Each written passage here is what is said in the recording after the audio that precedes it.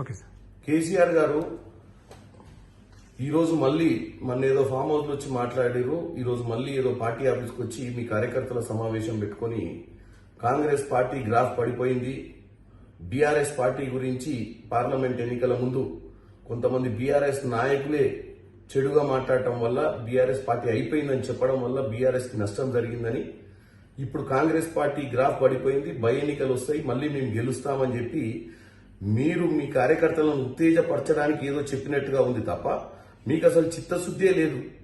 మీకు అసలు చిత్తశుద్ధి ఉంటే మీకు ఒక ప్రజాస్వామ్యంలో మిమ్మల్ని ఒక అపోజిషన్ లీడర్ గా ఎన్నుకుంటే మీరు రోజు అసెంబ్లీకి వచ్చి అసెంబ్లీలో ఇక్కడ ప్రభుత్వం చేస్తున్నటువంటి పనులను ఒక పెద్ద మనిషిగా ఒక అపోజిషన్ లీడర్ గా ప్రజల సమస్యల మీద చర్చించాల్సింది పోయి అప్పుడప్పుడు ఏమంటారు పున్నమి నాడు పౌర్ణమి నాడు వచ్చినట్టు మీరు వచ్చి ఈ యొక్క కార్యకర్తలను ఉత్తేజపరిచేటువంటి కార్యక్రమము చేస్తుర్రు. దానివల్ల ఏమి ఒరిగేది లేదు. మీరు దయచేసి అసెంబ్లీకి రావాలని కోరుకుంటున్నాం. మీరు గెలవాలనుకుంటే 5 ఏళ్ల దాకా బై ఎన్నికలు వచ్చే అవకాశం కాదు కదా, ఏమీ లేదు. లోకల్ బాడీ ఎన్నికలలో కూడా మీకు ఉనికి లేదన్న ఉద్దేశంతో మీరు వచ్చి ఏదో ఇట్లాంటి మెసేజ్లు ఇస్తున్నట్టుగా క్లియర్ గా కనపడుతుంది.